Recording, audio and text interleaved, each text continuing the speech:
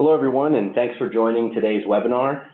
My name is Charlie Schreier. I'm the Director of Marketing for SmartAction, and I'll be your host today as we discuss how a national insurer, Legal & General America, implemented AI-powered virtual agents in their contact center. So leading today's webinar will be Kris Wong. He's the Assistant Vice President for Admin Services at Legal & General. He has 21 years of experience in life insurance, and the last decade he spent at Legal & General transforming their operations into a premier service provider for new business and customer service.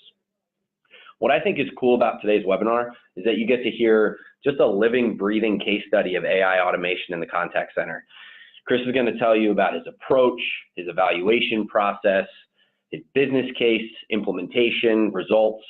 So I highly encourage you to ask questions and really use him as a resource today. Speaking of which, you can submit questions anytime throughout the webinar via the Q&A button in the presentation window. It's just at the bottom there. And Kris or I can answer as many as we can at the end of the webinar. And lastly, you'll get a copy of the slide deck immediately after the webinar, as well as the recording in the next day or so as soon as it's finished downloading. So at this point, I'd like to turn it over to Kris. Welcome, Kris, and thanks for being with us today and speaking. Great. Thank you, Charlie. All right. Thank you, everyone, for joining our session today. And I hope it'll be useful to you as you are exploring your journey and how to use virtual assistants and AI into your contact centers and other solutions.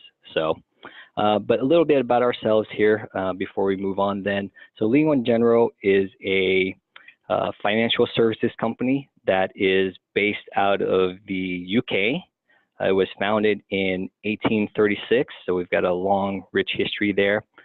We are the 9th largest insurance company in the world as measured by assets under management. We've got over $1.3 trillion in management there. Worldwide, we've got over 10 million customers, and more specifically in the US, we've got over 1.3 million customers here in the US. In the U.S. operation, we are primarily a life insurance carrier. So for those that may know or have life insurance, we sell under Banner Life and William Penn, and we primarily sell the term life insurance product. On an annual basis, then, what we pride ourselves on is the amount of claims that we pay out to protect the families that purchase our products, and we typically pay out over $800 million in claims annually. Okay, so then just more locally about our operations in the U.S. We've got a contact center based out of Frederick, Maryland. We have over 392,000 calls that we take annually.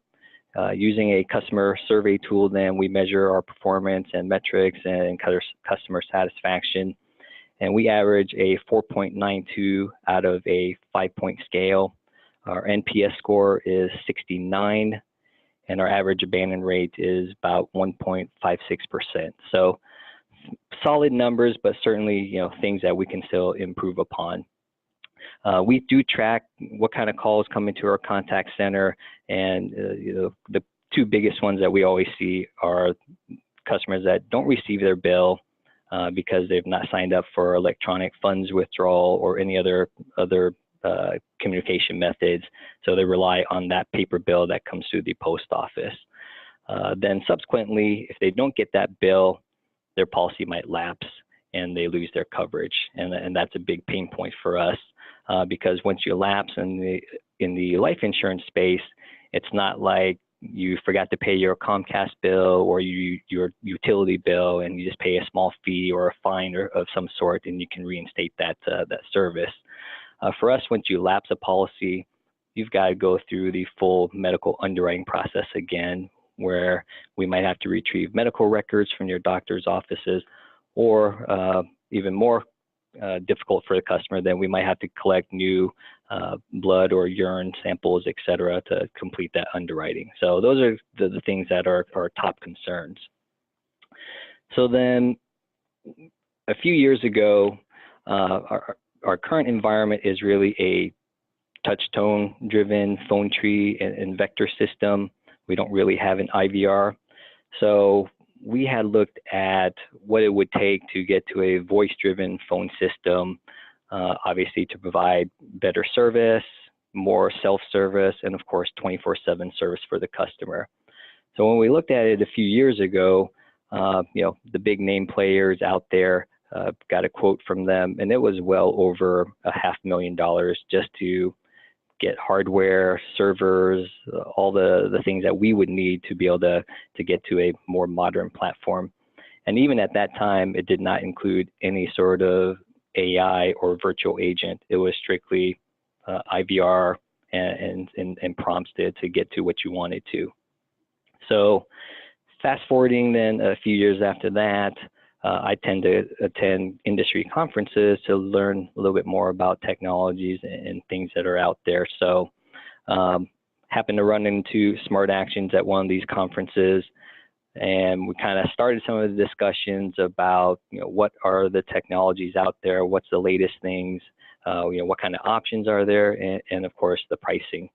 For us, the price point was very important to us, just because being a term life insurance carrier, the profit margins are quite thin, so we don't have a lot of flexibility in what we can pay for external services.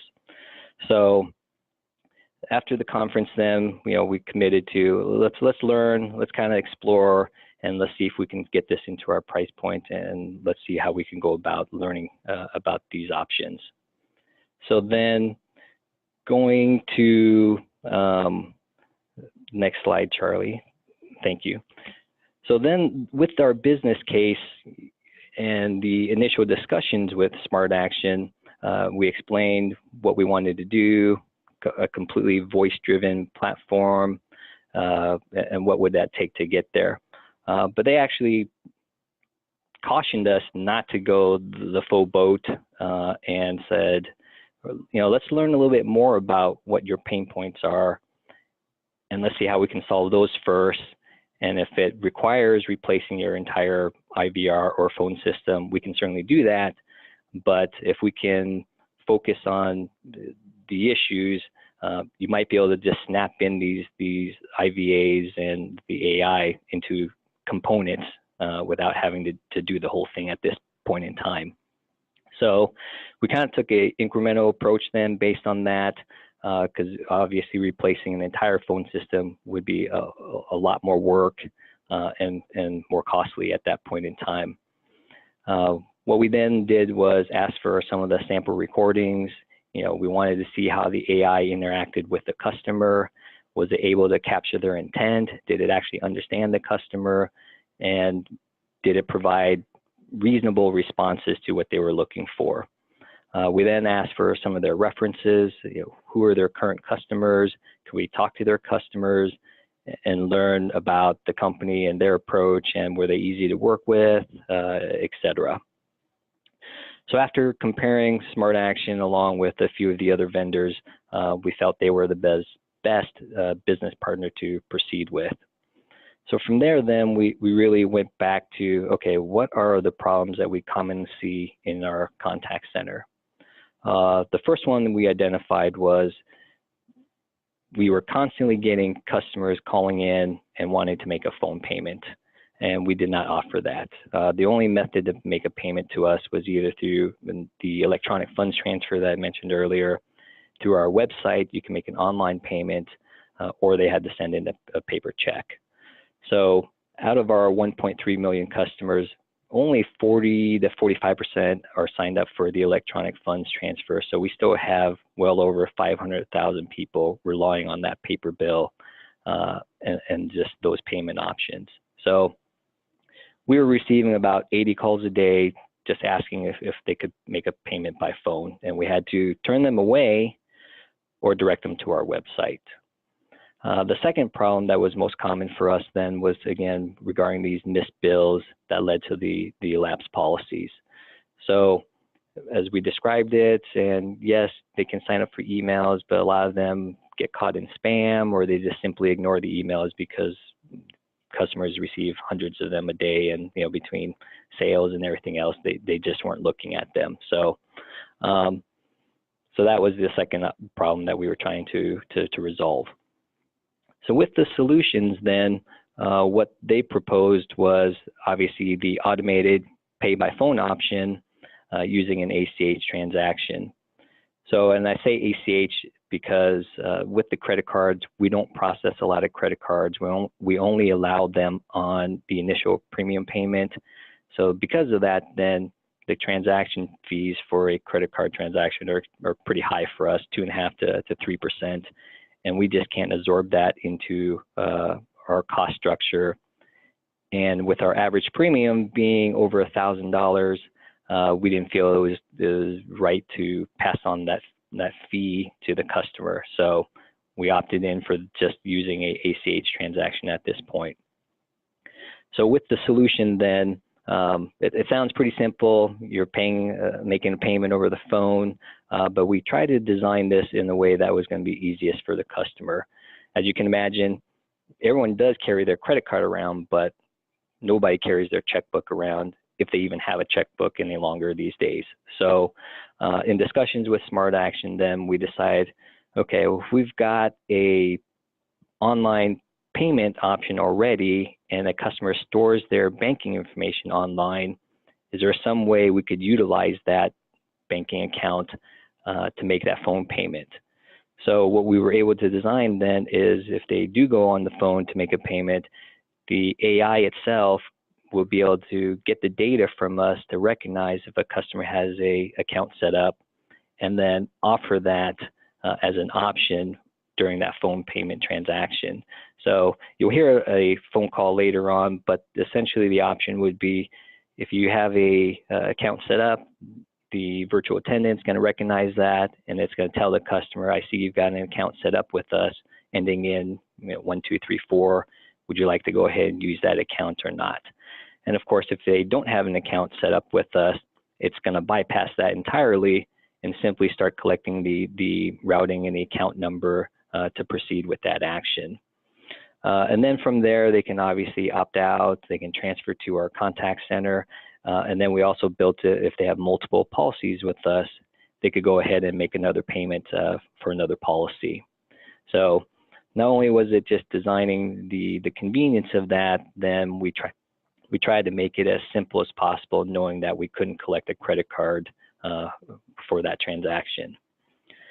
Then with the second problem that we had, again, relying on the post office just isn't feasible. We get complaints all the time about the missing bills. So instead of, again, just relying on the emails, we looked at what are consumers today doing to get reminders or to get information. And I think most of us rely on text messaging. We get it from our credit card every time there's a transaction. We get it from various other sources notifying us of information. And with text, what we found obviously is you can ignore an email, but for whatever reason, when you see that little digit across your message app, everybody looks at it. That curiosity to see who texted them is just overpowering. So we felt like this was the best medium to remind the customer that they have a bill. So for us, text messaging was brand new.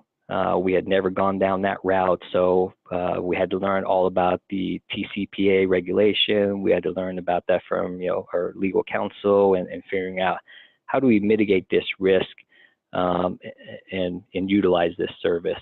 So again, working with SmartAction, then we decided customers would have to opt in on our website. They would have to enter their telephone number. We would immediately do a two-factor authentication to confirm that number. And then once they're set up, we would use that file then to send a file to SmartAction on a daily basis. So the way we designed it was if a customer hadn't paid their bill, then 5 days before that due date, we're going to send a file to SmartAction. They then generate the text message to the customer, one, reminding them to pay their bill. And then the great thing about it was we designed because of the AI, we could design essentially options for that customer. One, they could make that payment directly through the text message. and it would be linked to that bank account that they had online. Two, obviously, as part of TCPA, they had to have the option to opt out of text messaging altogether. And then the third option was we could tie them into our 800 number directly from that text. So if they wanted to speak to somebody, they go ahead and just press that number and they would get connected into our 800 number.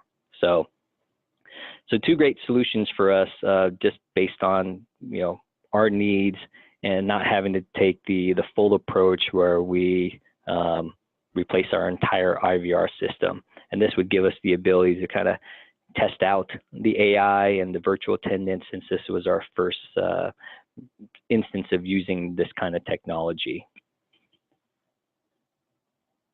Okay, so what was the implementation timeframe like?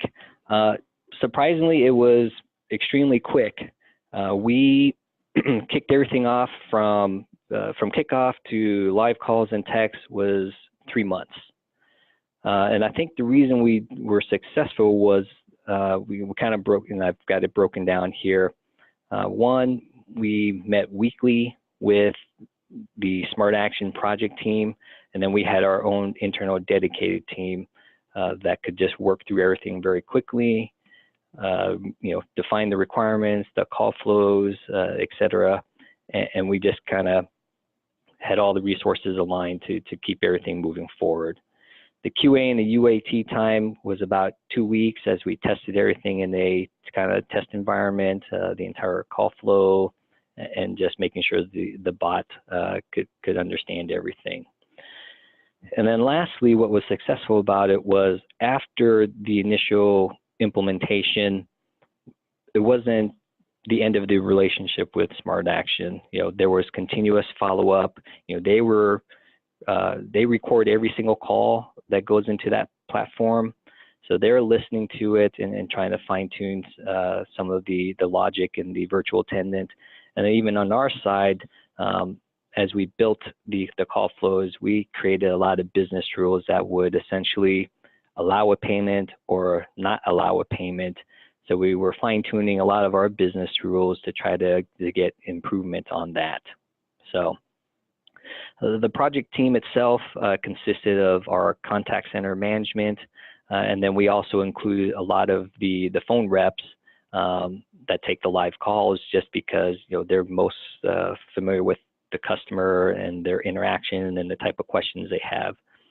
We included our IT, the QA department. We had a business analyst assigned that could help document all the workflows, the procedures, et cetera.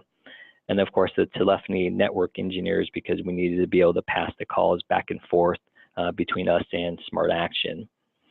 And then lastly, it was kind of almost after the project, but we got our creative services department involved because we needed a ability to communicate with our customers that we have these new features available to them. Historically, we don't send any marketing out to our customers. So what we did was we designed a little stuffer to put into the bill, and it basically explained these services and advertised them. So once we started that stuffer, we probably saw an increase in the phone payments and the opt-ins for the text messaging grow by at least 20 to 30%. So the main thing with the project team is getting them assembled from day one. Not bringing in your QA people, in week 10 or something of the process.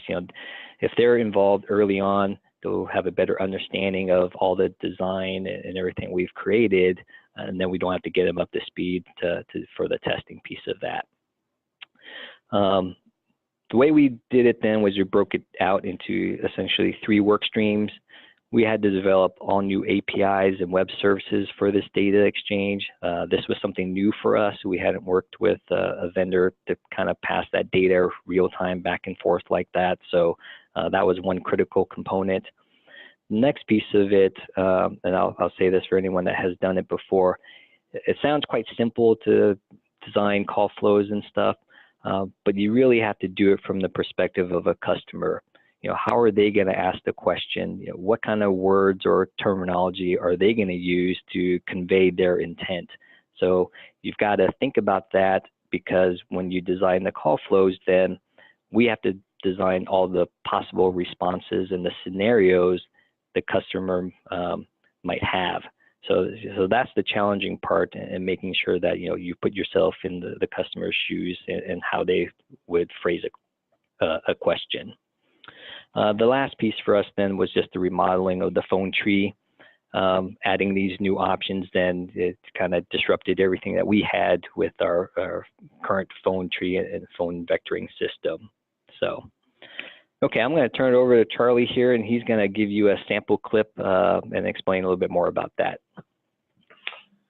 Yeah, great. Thanks, Kris, and thanks for adding all that detail around not only the solutions but also how it was implemented. I think it's really valuable for the audience, and it's good as people start to explore these solutions to think about, what is it really going to look like? What is it really going to sound like? And so with that in mind, we'd like to play you a clip of an actual live call that went through the legal and general billing system.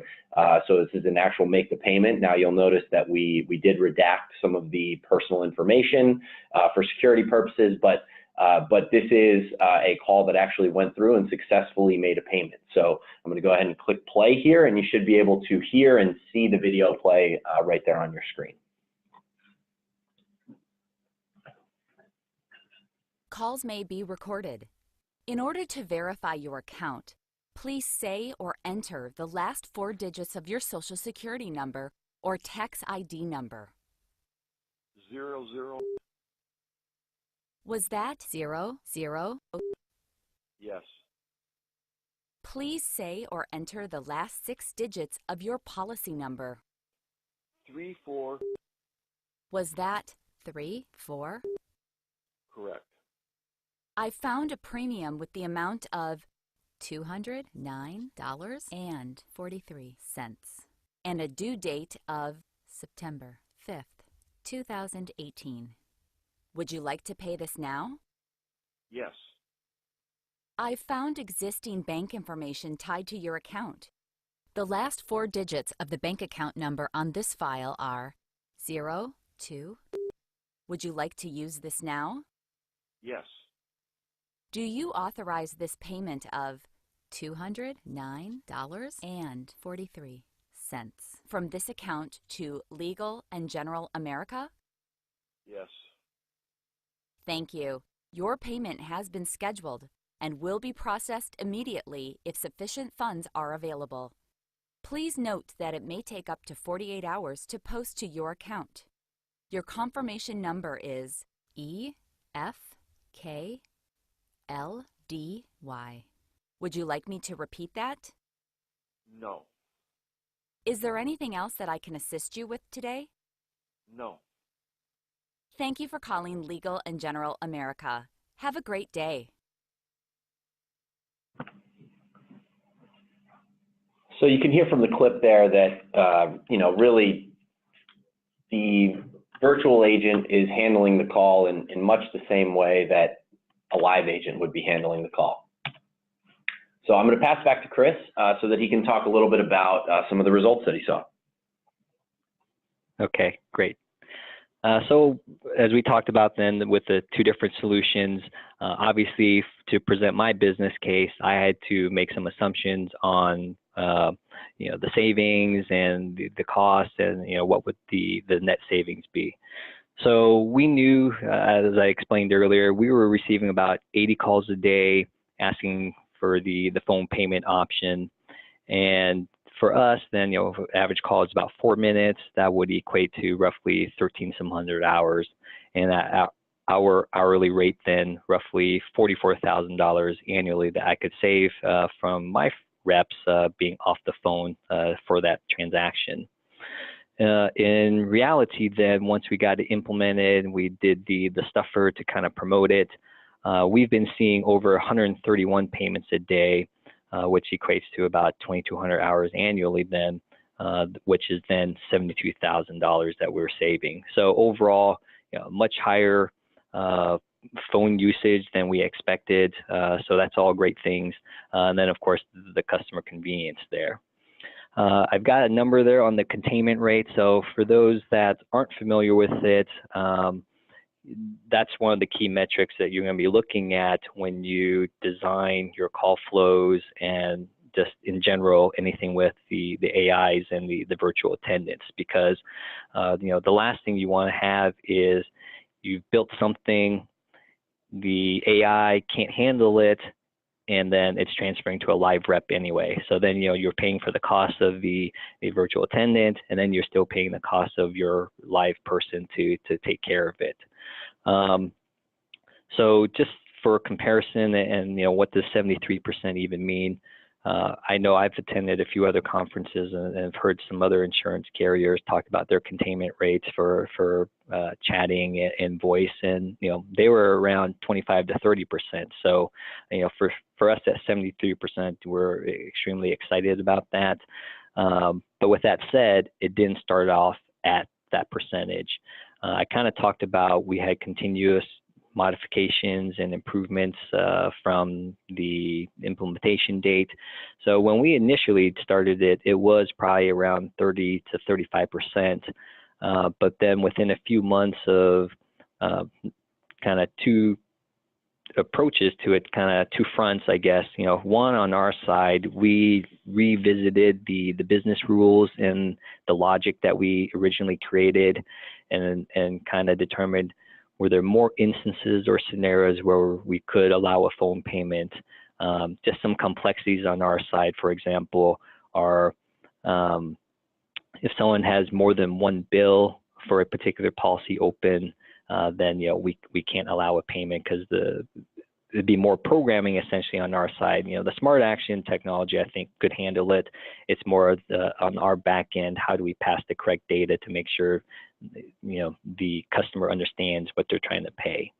And then the other portion that got continuously updated then was on the SmartAction side. So as Charlie's going to explain in a little bit, there's machine learning involved. So being their first insurance company, the life insurance company, then there was new terminology, new words that the AI had to learn. And then, of course, just adjusting to our phone systems and the background noises and everything else that's involved with trying to capture that intent. So again, after a few months, though, tweaking internally and the AI rules, we were able to get this up to a 73% containment rate. And we still have a few business rules that we can still tweak to increase this further. So, but overall, exceeded all of our expectations, and we're extremely happy with it. On the text message reminder, that one's a little bit harder to measure whether it's successful or not, but ultimately for us, the measurement is, have we prevented a customer's policy from lapsing? So, we've got, it's been just over a year now, and we've got over 12,000 people signed up for the text messaging, and over 1,000 payments have been made via the text message itself. So, we're hopeful that if we at least save 12,000 people from lapsing their policy, then, this in itself has done its job. So, so overall, though, extremely excited with the results. We continue to get, increasing usage of both, and, we look to expand on that. I'm going to turn it back over to Charlie to talk a little bit more about the cognitive abilities. Great, thanks, Kris.